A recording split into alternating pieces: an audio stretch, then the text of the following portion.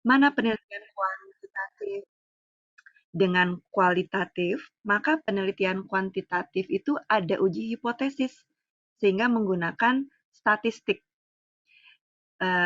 Dan sering kita dengar juga ada beberapa teknik analisis data di dalam penelitian kuantitatif.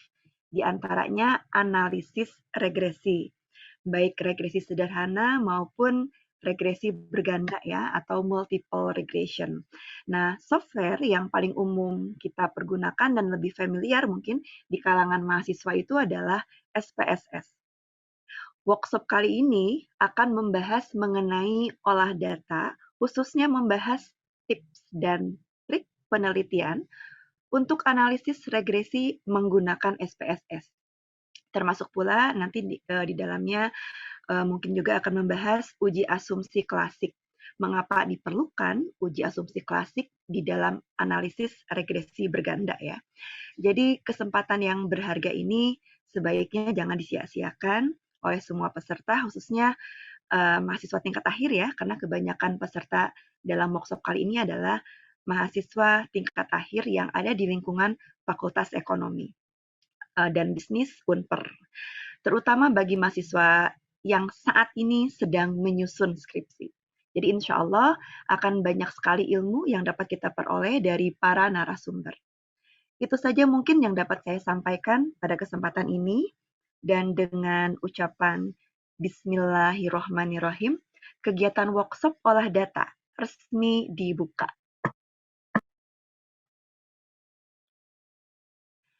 Terima kasih, akhir kata selamat mengikuti kegiatan workshop untuk semuanya. Semangat terus, satu hari ini full ya. Mohon maaf apabila ada tutur kata yang tidak berkenan di hati. Hidayah. Wassalamualaikum warahmatullahi wabarakatuh. Baik, terima kasih kepada Ibu Wakil Dekan Fakultas Ekonomi dan Bisnis, Ibu Rita Triyusnita yang telah memberikan sambutan dan pembukaan untuk workshop yang akan dilaksanakan pada hari ini. Sebelum itu, mari kita untuk mendokumentasikan terlebih dahulu acara ini. Jadi mohon untuk teman-teman rekan-rekan di sini untuk mengaktifkan kameranya untuk mendokumentasikan acara workshop ini agar berjalan dengan lancar ya. Untuk jendela pertama ini saya langsung screenshot ya. Bismillahirrahmanirrahim.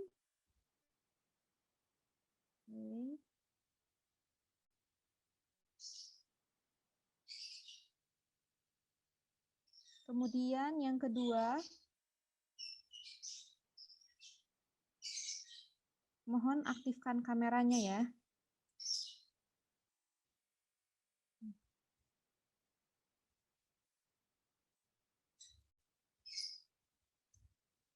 Selanjutnya yang ketiga,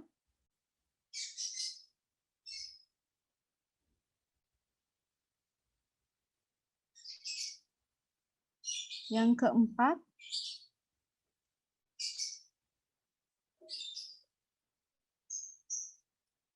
dan yang kelima terakhir.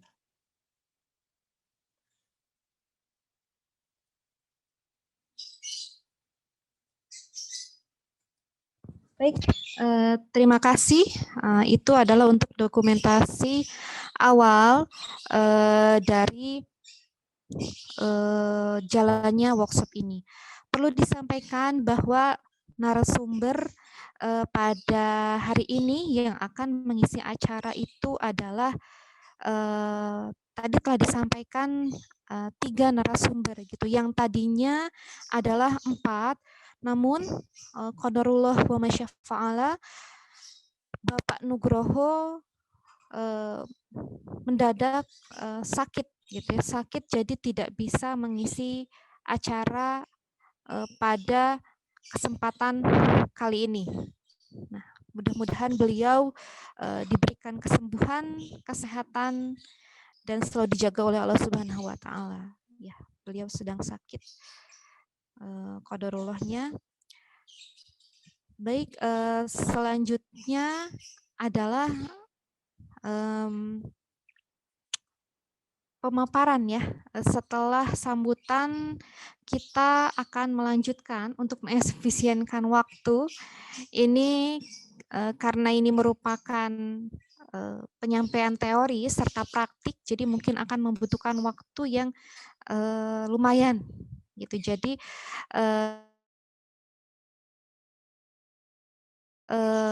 pemateri 1 yaitu Bapak Muhammad Iman Hidayat MPD gitu, yaitu penyampaian teori, praktik SPSS dan juga diskusi tentang dasar-dasar penelitian, uji asumsi klasik dan uji kualitas data. Namun sebelum itu saya akan paparkan terlebih dahulu. Kita kenalan dulu dengan Bapak Iman Hidayat ini. Siapa sih narasumber pertama ini yang akan mengisi acara kita? Oleh karenanya saya akan memaparkan CV beliau yang Masya Allah ya, mungkin ini tidak bisa saya sebutkan semuanya karena beliau banyak sekali pengalamannya, kemudian ini ya pengalaman beliau yang memang sudah sangat banyak dan tentunya pasti sangat mahir ya dalam penyampaian kegiatan ini. Baik, nama dari narasumber pertama kita yaitu adalah Muhammad Iman Hidayat yang beralamatkan di Jalan Eka Surya, Medan, Johor, Sumatera Utara, Indonesia. Nomor WhatsApp bisa dilihat di layar depan saudara, gitu ya.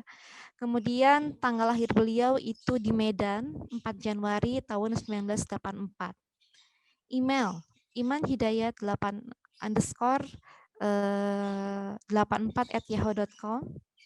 Nah, beliau punya hobi ya. Hobinya itu adalah di bidang pendidikan, kemudian penelitian dan teknologi. Gitu. Jadi yang pasti beliau ini adalah seorang pakar ya, praktisi yang tadinya dosen, kemudian praktisi dalam bidang pengembangan penelitian dan teknologi juga.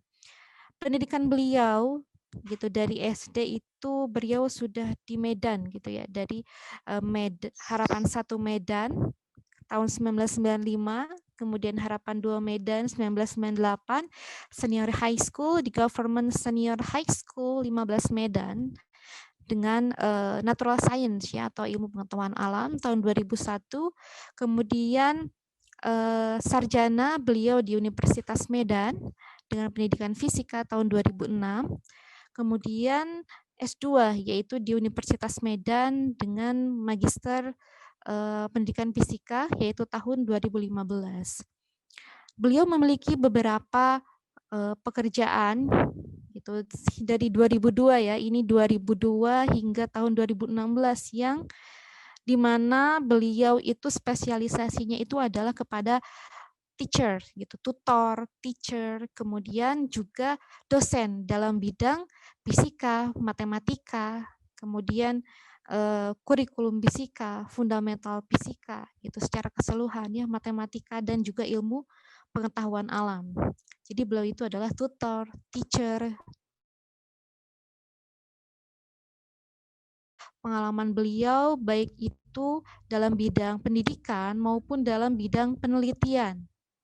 Nah, beliau juga merupakan dosen ya, tadinya dosen di Indonesian Maritime Adiguna Politeknik Medan untuk statistik, kemudian teknik gitu kan, dan dalam bidang metodologi penelitian itu dari tahun 2015 hingga 2020. Selanjutnya beliau juga temporary lecturer, dosen luar biasa dari State Islamic University of North Sumatra, Universitas Sumatera Utara, di bidang statistik, itu dari Januari hingga Juni 2016. Nah, pada tahun 2018, beliau pun merupakan salah satu direktur dari Research and Community Service gitu di Indonesian Maritime Adiguna Politeknik Medan untuk spesifikasi penelitian dan jasa gitu ya, jasa penelitian tahun 2018. Beliau juga dalam bidang pendidikan, mengajar dan penelitian itu sebagai Vice Director of Academy di Indonesia Maritim Adiguna Politeknik Medan untuk tahun 2018 sampai 2020. Beliau juga sebagai verifikator dari SINTA, jurnal yang terdapat di SINTA ya, Ministry of Research and Technology of Higher Education. Nah, untuk spesifikasinya publication of scientific, jadi untuk spesialis publikasi dalam bidang sains. Kemudian beliau juga pernah menjadi dosen Systemic Methodis Binjai untuk mata bidang keahlian fisika 1, fisika 2, matematika, kalkulus gitu ya, untuk periode 2017 sampai 2020. Dan saat ini beliau hingga tahun 2001 itu adalah menjadi dosen luar biasa dan sekaligus praktisi dalam bidang penelitian di Ganesha University of Education Bali, Statistical Method itu untuk tahun 2001 ya. Ini banyak sekali. Nah, ini beliau saat ini adalah chairman atau ketua dari Research and Development Institute of North Sumatera Utara. Jadi riset dan pengembangan, penelitian dan pengembangan Institut Penelitian dan Pengembangan di Sumatera Utara sebagai ketuanya untuk periode 2020 hingga 2025. Nah, ini ada beberapa juga aktivitas beliau yaitu sebagai teachers gitu. Ini mungkin banyak sekali ya beliau ini, Masya Allah, dari awal hingga sekarang itu aktif sekali dalam bidang penelitian, pendidikan.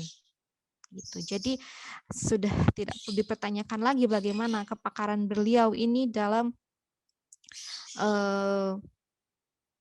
mengisi acara pun keynote speaker. Jadi sebagai pembicara kunci dan juga sebagai partisipan di beberapa seminar dari Universal Support, kemudian Joyful Learning, Spiritual Building Training for Teacher.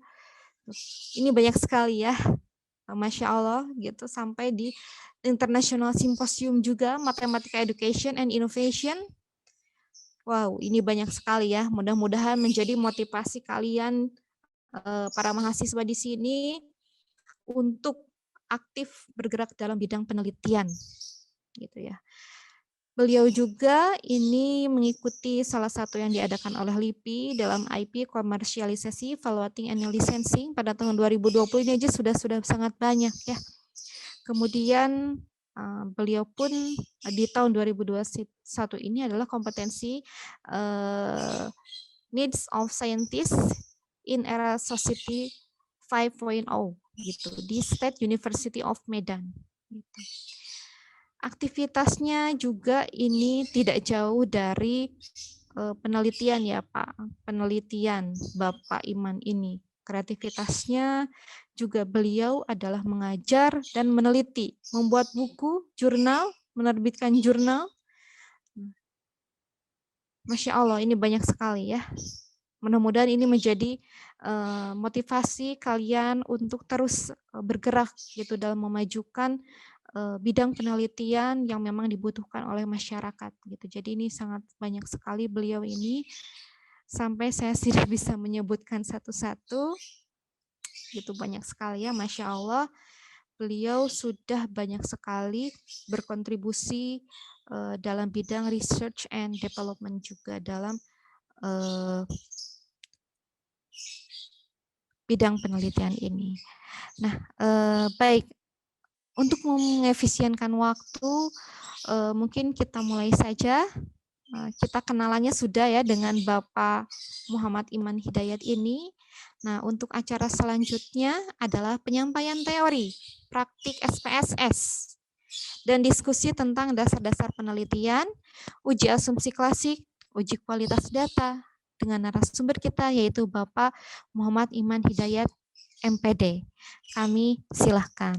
Nah, untuk teman-teman di sini silakan disiapkan juga perangkatnya gitu ya untuk mendukung kelancaran dan ilmu yang bisa kalian dapatkan pada workshop atau pelatihan ini. Terima kasih kepada Bapak Muhammad Iman Hidayat MPD. Saya silahkan. Assalamualaikum warahmatullahi wabarakatuh. Waalaikumsalam warahmatullahi wabarakatuh. Salam kenal untuk Bapak Ibu semua serta adik-adik peserta dari kegiatan workshop pada hari ini,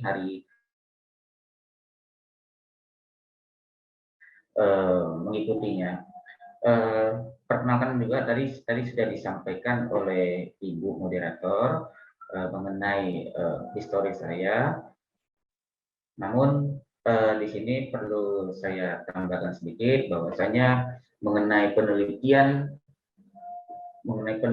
atau kita sebut dengan bahasa Inggrisnya adalah research adalah hal yang memang merupakan suatu kewajiban bagi adik-adik yang sebagai mahasiswa untuk mencapai wisuda.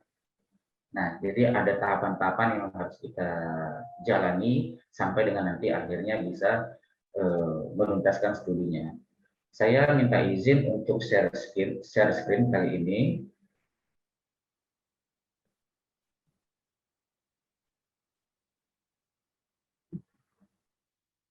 Baik, saya akan mulai untuk persingkat waktu. Nah, kita akan mulai langsung. Perkenalkan, saya Muhammad Manidayat. Pada kesempatan kali ini saya diamanahkan untuk membawakan materi mengenai dasar penelitian, uji kualitas data, dan uji asumsi klasik. Baik itu secara teori maupun secara praktek nantinya. Yang sebenarnya kalau kita melihat sendiri dari durasi waktunya, 1 jam ini adalah waktu yang sangat singkat untuk bisa sampai dengan benar-benar memahaminya. Karena yang namanya dengan dari penelitian ini ada berbagai seluk-beluk yang memang harus kita kuasai, yang memang merupakan itu adalah suatu persyaratan sebelum kita maju ke tahap berikutnya, yang semuanya itu memang harus kita terapkan jikalau kita sudah proses melakukan suatu penelitian. Itu yang pertama. Lalu yang kedua, uji kualitas data pun begitu. Dari pelaksanaannya ini terbagi atas beberapa jenis. Lalu nanti tahapannya juga ada beberapa proses yang harus dilakukan. Begitu juga dengan uji asumsi klasik, yaitu merupakan uji prasyarat daripada kita sebelum melakukan suatu jenis statistik, sebagaimana yang mungkin adik-adik sudah dengar, sudah pelajari sebelumnya bahwasanya statistik itu terbagi atas 2, yaitu statistik parametrik dengan statistik non-parametrik. Kapan kita menggunakan yang parametrik, kapan kita menggunakan yang non-parametrik. Ini tentunya ada syarat-syarat tertentu yang memang harus kita lakukan, dan apa yang kita lakukan itu haruslah disertai dengan adanya pembuktian. Jadi tidak bisa kita itu melaksanakan tahapan-tahapan kalau tidak ada landasan atau base-nya dalam melakukan suatu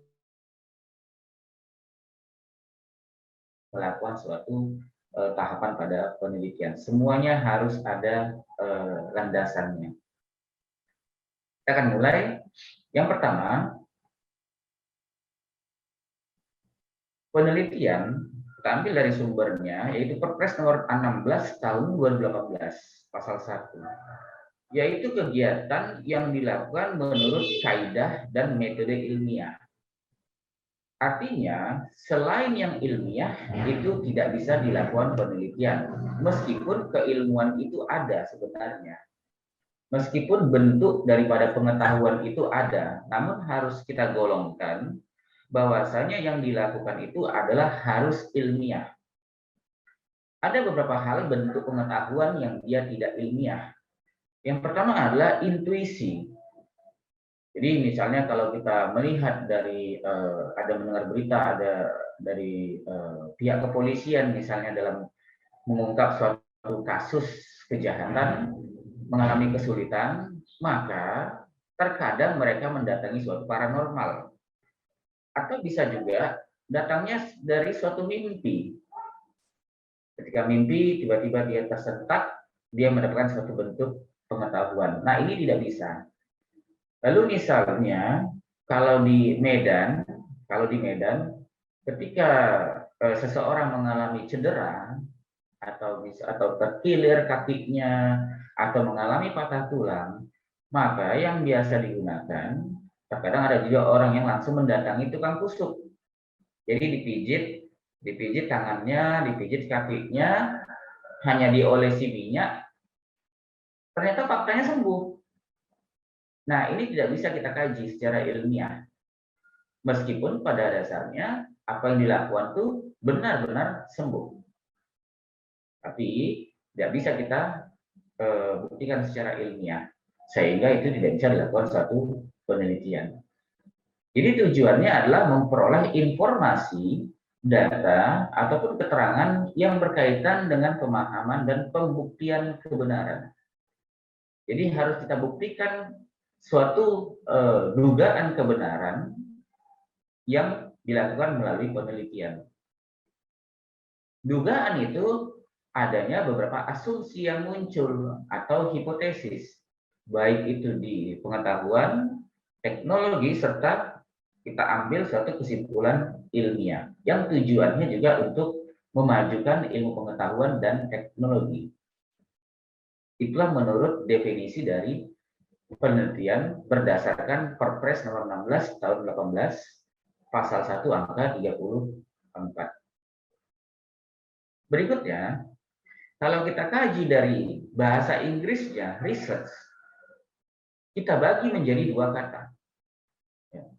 Jadi penelitian itu bahasa Inggrisnya adalah research. Kita bagi menjadi dua kata, re dan search. Artinya mencari suatu jawaban ketika dosen mungkin bertanya, ini judul kamu ini sudah sering dilakukan penelitiannya, bahkan sudah ribuan, mungkin pun sudah jutaan kali dilakukan penelitian. Lantas, jikalau ini sudah dilakukan suatu penelitian, kenapa Anda masih memilih judul dengan variabel yang sama? Maka kita bisa menjawab, pada dasarnya penelitian itu dari bahasa Inggrisnya research. Itu kita bagi menjadi dua kata, re dan search, mencari kembali. Meskipun pada penelitian kita itu harus ada perbedaan dibandingkan penelitian-penelitian yang sebelumnya. Itulah sebabnya kenapa umumnya di bab 2 itu dibuat penelitian yang terdahulu. Ya, pada bab 2 terkadang ada yang membuat di situ subbabnya adalah penelitian terdahulu, di mana harus kita cantumkan apa perbedaannya dengan penelitian yang sedang kita lakukan saat ini. Itu dasar daripada penelitian, mencari kembali. Pada tahap S1, mahasiswa diminta untuk melakukan penelitian dengan tujuan adalah untuk melatih menulis. Untuk tahap S2, maka diminta untuk melakukan penelitian dengan tujuan untuk menerapkan keilmuannya. Untuk tahap S3, dilakukan penelitian berbentuk disertasi, tujuannya adalah untuk mengembangkan pengetahuannya. Atau bisa juga untuk menciptakan sesuatu hal yang baru. Jadi ada level-level tertentu untuk tiap jenjang-jenjang pendidikan pada perguruan tinggi, di mana tuntutannya adalah di tugas akhir ada berbentuk skripsi, ada berbentuk tesis, ada berbentuk disertasi. Kita lanjut. Kita sebut di sini adalah research design. Research design ini merupakan kalau disebutnya adalah gabungan dari metode, pendekatan, serta strategi. Jadi kalau kita lihat pada bab 3, itu ada metode penelitian, maka sebaiknya kita buat di subbabnya 3.1 desain penelitian. Maka pada desain penelitian itu kita harus menceritakan variabel apa yang mau kita ukur pada penelitian itu. Kita harus menjelaskan pula pendekatan apa yang dipakai.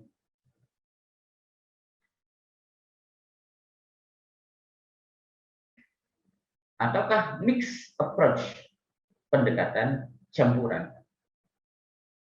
Yang sering kita dengar bahwasannya pada mahasiswa penelitiannya termasuk metode apa? Kualitatif atau kuantitatif? Pakai yang mana? Karena pendekatan itu berbeda dengan metode. Jadi ketika kita menceritakan mengenai kualitatif ataupun kuantitatif, maka itu maknanya adalah pendekatan penelitian, bukan metode penelitian. Hal ini bisa kita lihat pada buku desain penelitian yang dibuat oleh Surya Brata tahun 2002. Jadi desain penelitian. Dia membagi desain penelitian itu berupa pendekatan, yaitu kualitatif, kuantitatif, lalu berikutnya adalah metode, dan satu lagi adalah strategi. Jadi harus kita jelaskan. Berikutnya adalah metode apa yang mau kita pakai? Historis, survei deskriptif, explanatory, atau yang mana kira-kira? Berikutnya adalah bagaimana cara kita untuk menentukan sampel. Dalam penentuan sampel ada dua jenis, probability sampling, yang dimana kalau probability sampling ini terbagi atas 5 tipe, serta non-probability sampling juga terbagi atas 5 tipe. Sehingga probability sampling atau non-probability sampling ini terdiri atas 10 totalnya, ya, 10 teknik untuk menentukan sampel. Sehingga tadi di awal saya sempat menyampaikan bahwasanya waktu yang 1 jam ini terasa sangat singkat, tapi kita akan efektifkan sebaik mungkin. Bagaimana cara kita menentukan sampel jikalau populasinya tak kita ketahui? Umumnya misalnya, kalau misalnya populasi tidak ketahui, kita ingin meneliti bagaimana tingkat kepuasan dari konsumen terhadap pelayanan rumah sakit misalnya, terhadap pelayanan daripada manajemen rumah sakit. Tentunya tingkat kepuasan ini kita harus bertanya pada masyarakat. Berapa jumlah masyarakat yang mau kita jadikan sebagai satu sampel, kita belum tahu. Populasi pun tidak tahu. Ini ada teknik-teknik dalam menentukan sampel. Bagaimana kalau misalnya populasi itu diketahui? Populasinya ada 600 misalnya. Oh, kebanyakan 600. Untuk menghemat waktu, tenaga, pikiran, dan biaya, maka harus kita perkecil jumlah sampelnya. Dengan penentuan sampel secara random. Oh, acak. Random adalah acak. Bagaimana tekniknya? Bisa jadi kita tuliskan nama sampelnya. Misal sampelnya ada 40. Ya.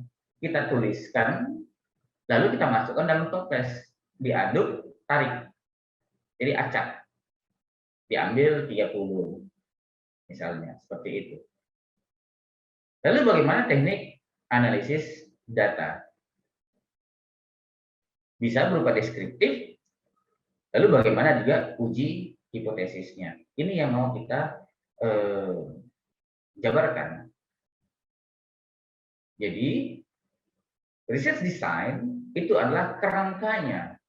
Kerangka dari research yang akan kita lakukan.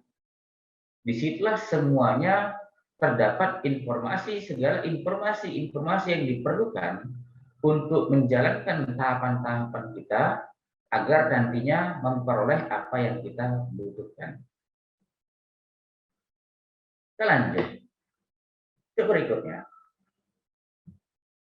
Kalau contoh suatu penelitian, seperti ini judulnya, pengaruh upah kerja terhadap motivasi karyawan. Artinya di sini ada variabel upah kerja, ada variabel motivasi karyawan. Judul yang baik tidak lebih dari 15 kata. Semakin sedikit kata pada judul, maka semakin baik pula penelitian tersebut.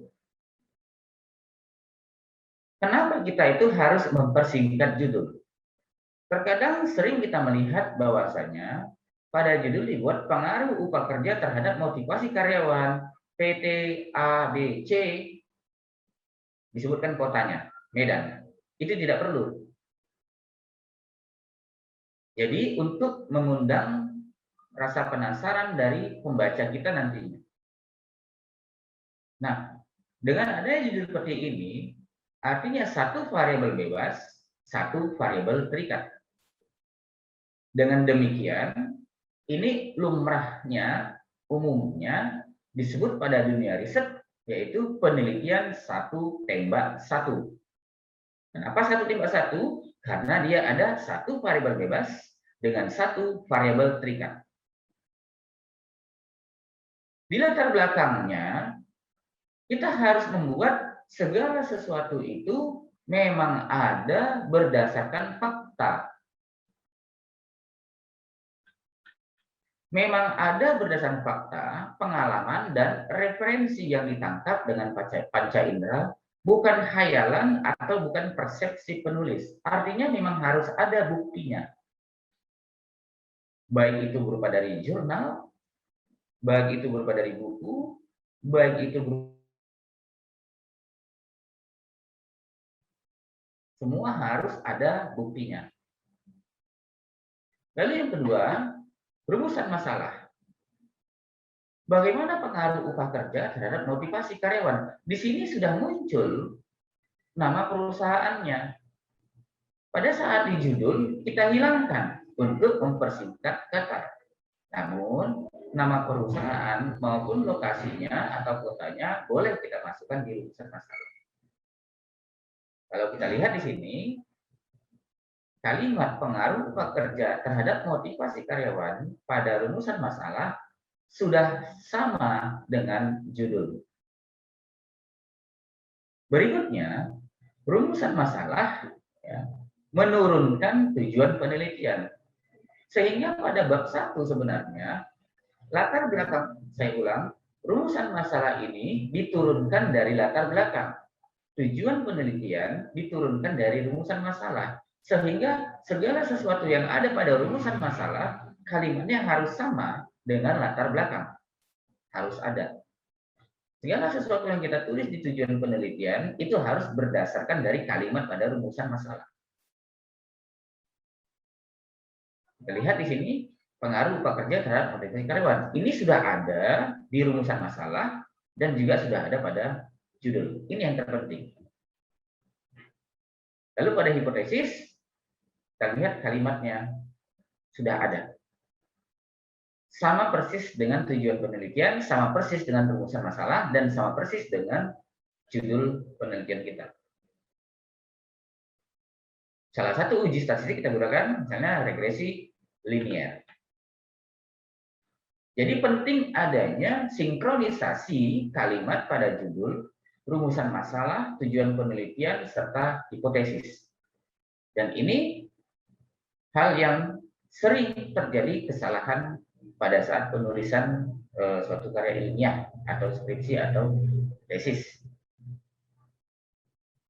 Kita lanjut berikutnya.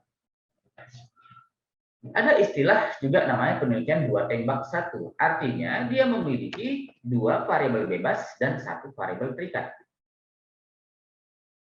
Contoh judulnya adalah seperti ini. Model pembelajaran based learning. Ini variabel bebas.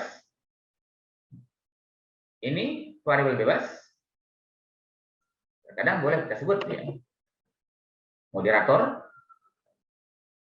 Dan satu variabel terikat. Tapi di sini tidak perlu disebut di mana lokasi penelitiannya. Misalnya di sekolah SMA ABC, kota Medan misalnya. Tidak perlu. Untuk tujuannya adalah mempersingkat kata pada judul. Kita lihat di sini, semua rumusan masalah,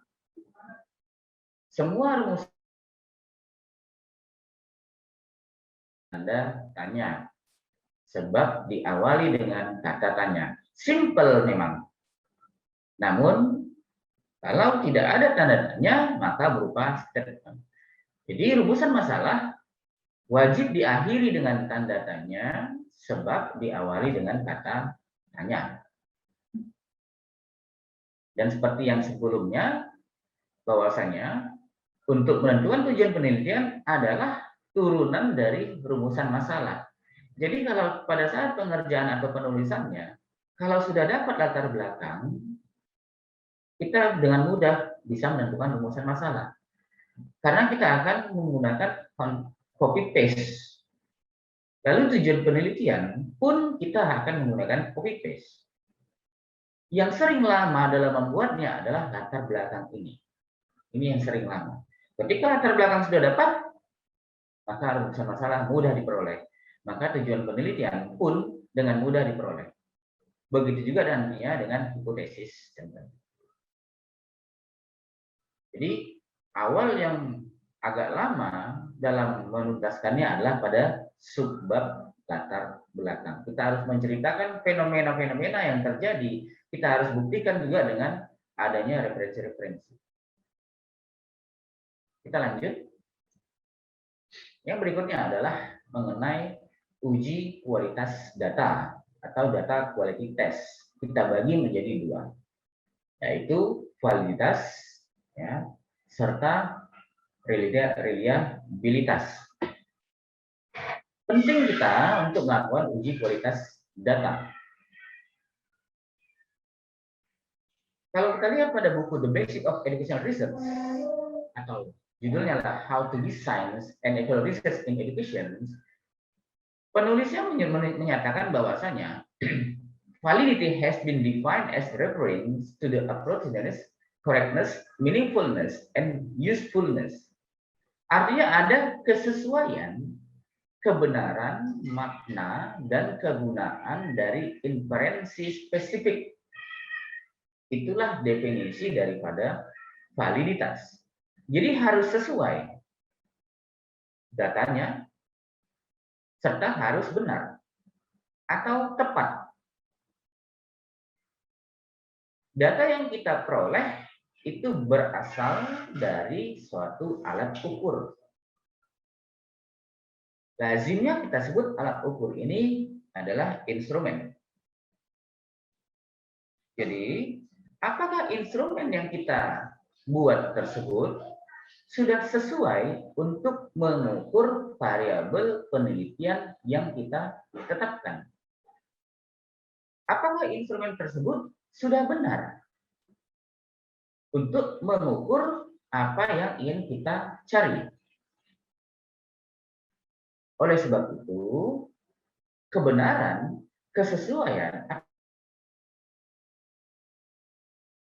mengukur variabel yang akan kita cari harus dilakukan suatu pengujian. Uji validitas. Kita bagi menjadi 3 jenis tipe daripada uji validitas. Yang pertama adalah validitas konten atau content related evidence of validity. Yang kedua adalah validitas kriteria.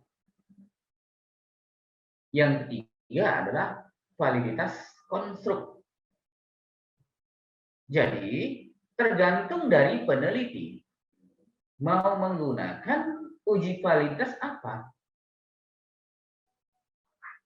Jikalau kita misalnya melakukan suatu riset pengembangan yang endingnya adalah muncul suatu produk Artinya produk ini harus dilakukan uji kelayakan,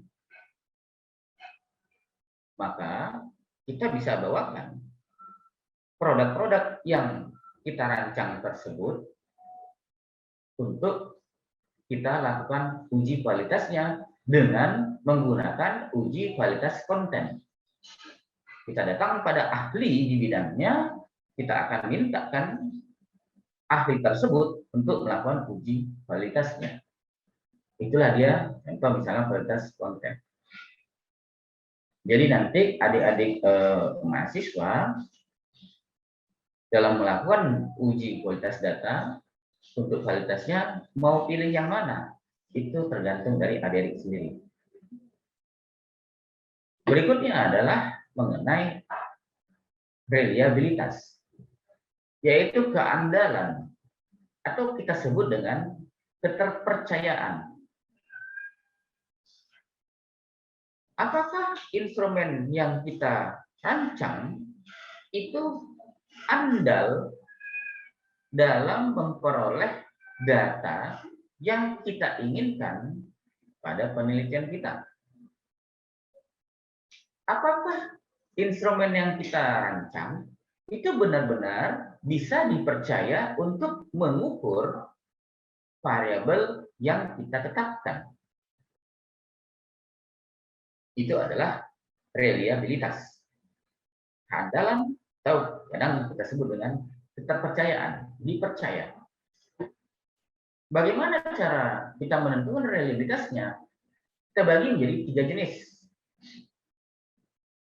Yang pertama adalah test pretest method, yang kedua adalah equivalent forms method, yang ketiga adalah internal consistency method, di mana masing-masing bagian ini memiliki cara tersendiri dalam pelaksanaannya. Kadang kita kenal dengan metode belah Ganji benar, misalnya mana. Jadi untuk lebih kedalamannya, adik-adik bisa nantinya mencari apa sih test method, apa sih ekivalen itu, dan bagaimana contohnya. Jadi untuk mengarungi atau menyelami dunia penelitian ini, banyak sekali hal-hal yang memang harus kita kuasai terlebih dahulu. Kita lanjut. Berikutnya adalah uji asumsi klasik atau uji prasyarat. Uji asumsi klasik melakukan uji asumsi klasik sebelum menguji hipotesis dianggap sebagai suatu syarat yang harus dilakukan pada penelitian dengan pendekatan kualitatif.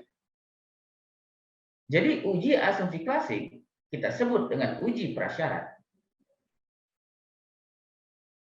Statistik kita bagi menjadi 2, yaitu statistik parametrik dan statistik non-parametrik. Pada workshop ini kita akan membahas mengenai analisis regresi, baik itu dia analisis regresi linier atau berganda. Dan analisis regresi ini termasuk salah satu bagian dari statistik parametrik.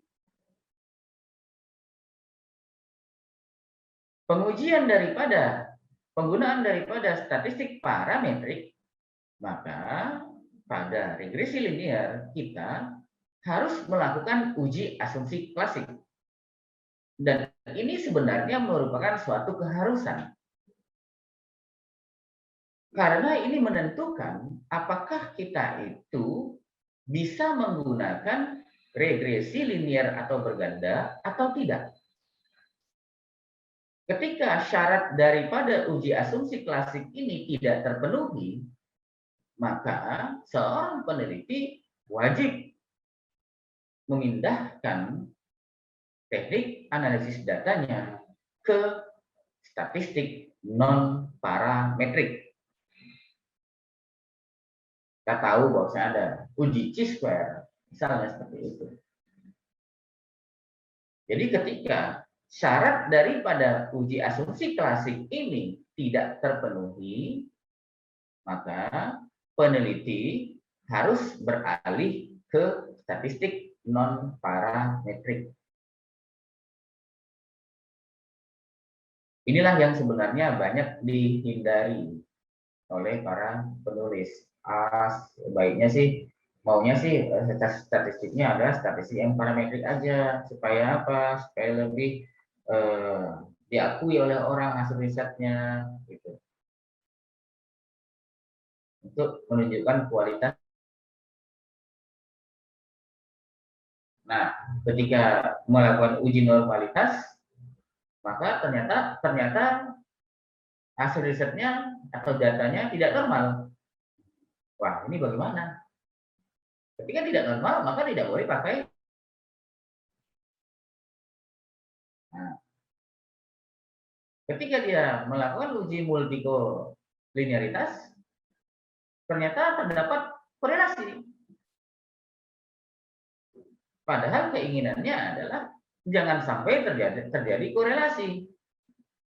Karena yang mau dicari adalah hubungan antara variabel independen dengan dependen, bukan variabel independen dengan independen pada regresi berganda.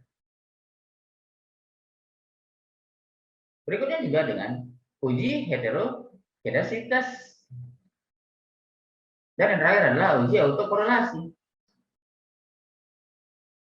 Ternyata ketika seseorang melakukan uji autokorelasi, observasinya ternyata memiliki kaitan satu sama lainnya. Ini bagaimana? Akhirnya tidak memenuhi uji asumsi klasik. Ketika tidak memenuhi uji tidak bisa menggunakan statistik parametrik, maka dia harus beralih ke non parametrik atau bisa juga dilakukan transform. Boleh dilakukan transform data, jadi data-data yang kita lakukan itu kita lakukan transform data agar pengujian daripada uji asumsi klasik ini memenuhi syarat yang kita harapkan.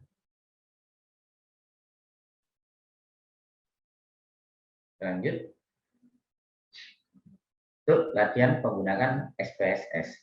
Karena waktu tinggal 30 menit, maka pada kesempatan ini tidak semua uji-uji yang bisa saya pandu, ya tidak semua uji-uji karena tahapan-tahapannya sangat banyak sekali. Namun nanti di ending sesi saya akan kirimkan bahan modul untuk adik-adik bisa latihan. Yang pertama, saya coba share screen lagi.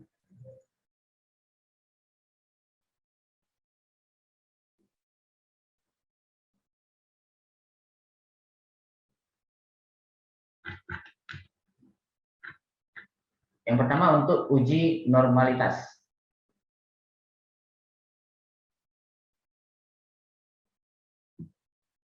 Tujuannya adalah untuk mengetahui apakah error yang diestimasikan dari pengukuran terdistribusi secara normal. Artinya nanti hasilnya itu tidak boleh jauh dari kurva normal. Umumnya sering digunakan adalah Kolmogorov-Smirnov. Meskipun yang jenis Shapiro-Wilk. Jadi ada landasan kita dalam menentukan itu. Kita lanjut bagi adik-adik.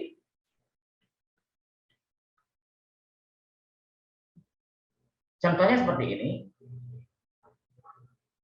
Seorang peneliti ingin mengetahui apakah data yang diperolehnya terdistribusi normal atau tidak. Maka di sini kalau kita lihat penelitiannya itu adalah penelitian satu tembak satu. Sebab satu variabel bebas dan satu variabel terikat. Jadi dalam hal ini kita bisa saja menggunakan nantinya untuk uji hipotesisnya adalah regresi linear.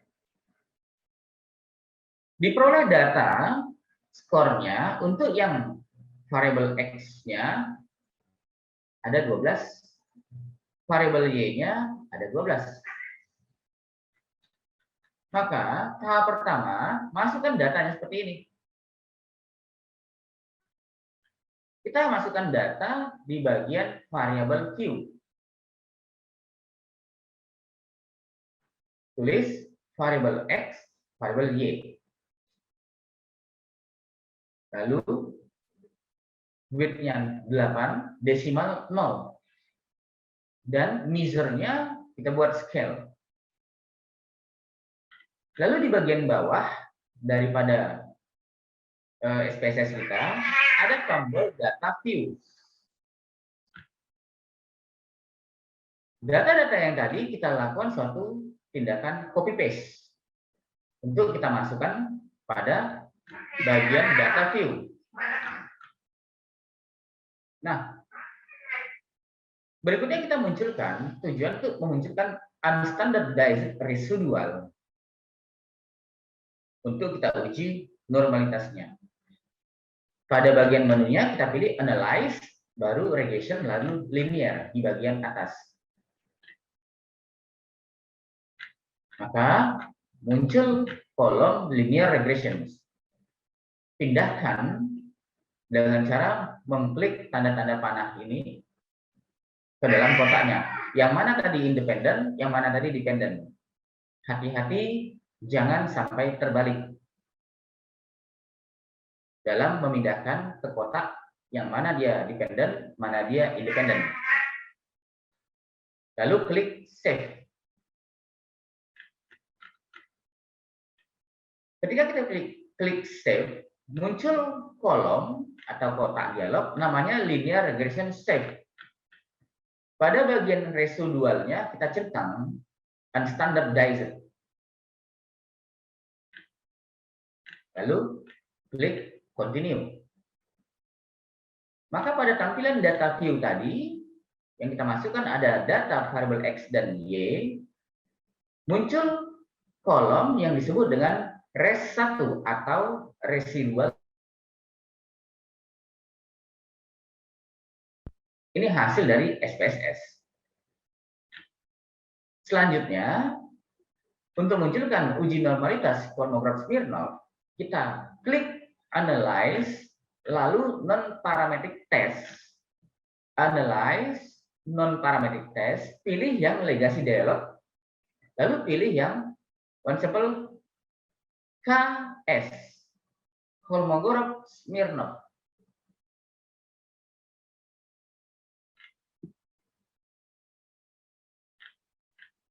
Satu sampel KS atau Kolmogorov Smirnov.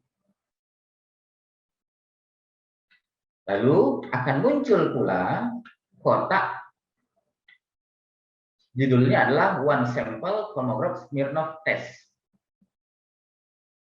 Selanjutnya, variabel unstandardized residual yang awalnya tadi itu berada di sini, kita pindahkan ke bagian test variable list.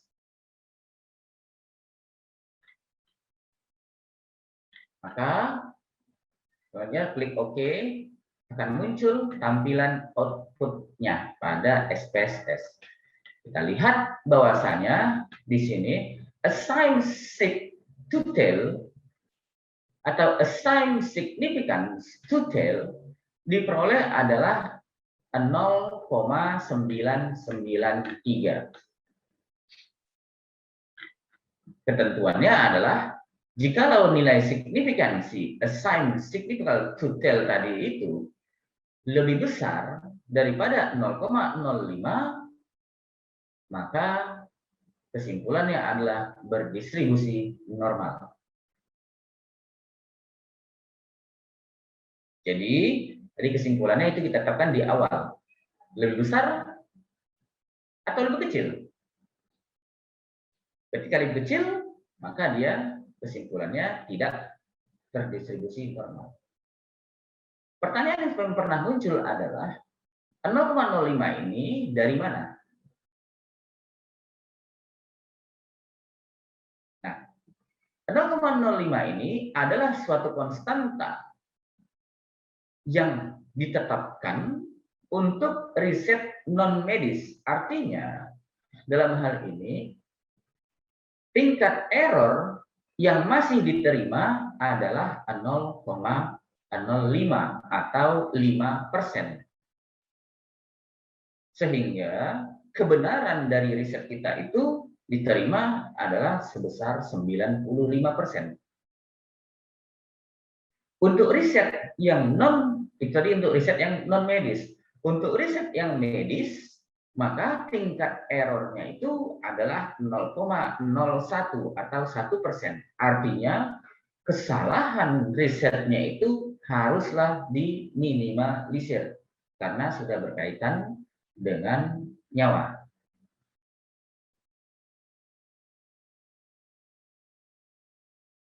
Riset yang medis, maka untuk riset yang non medis tetapannya adalah 0,05. Tapi kalau riset yang medis maka tetapannya adalah 0,01 atau 1%.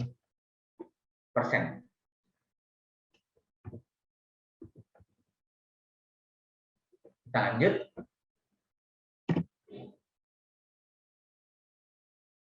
Berikutnya adalah uji multikolinearitas.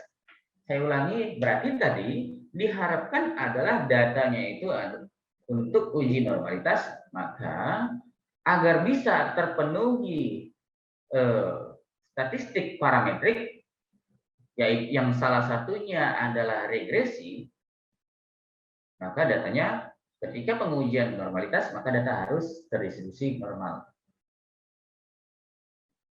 Berikutnya adalah uji multikolinearitas.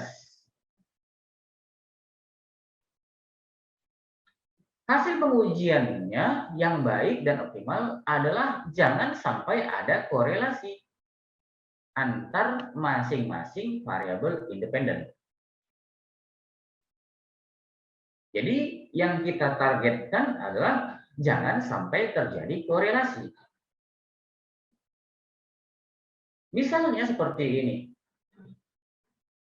Pengaruh upah kerja dan motivasi karyawan terhadap kinerja. Saya ulang, pengaruh upah kerja dan motivasi terhadap kinerja karyawan. Yang mau kita cari dalam hal ini adalah ada tidak pengaruh upah kerja terhadap kinerja? Ada tidak pengaruh motivasi terhadap kinerja? Jangan sampai muncul adanya hubungan antara upah kerja dan motivasi. Karena pada penelitian tersebut yang mau kita lakukan target 2 tembak 1 adalah yang satunya. Bukan antara kedua variabel independen. Dasar pengambilan keputusan harus kita tetapkan dari awal. Contohnya seperti ini. Apakah terdapat gejala multikolinearitas? Berarti ini kita lihat penelitian adalah 2 tembak 1. Ada 2 variabel bebas, 1 variabel terikat. Target kita, keinginan kita adalah jangan sampai ada korelasi. Ada korelasi antara variabel X1 dengan variabel X2. Sampel ada 10. Yang pertama adalah pada bagian variabel view SPSS, tuliskan nama variabelnya. Tadi ada variabel X1, ada variabel X2, ada variabel Y. Desimalnya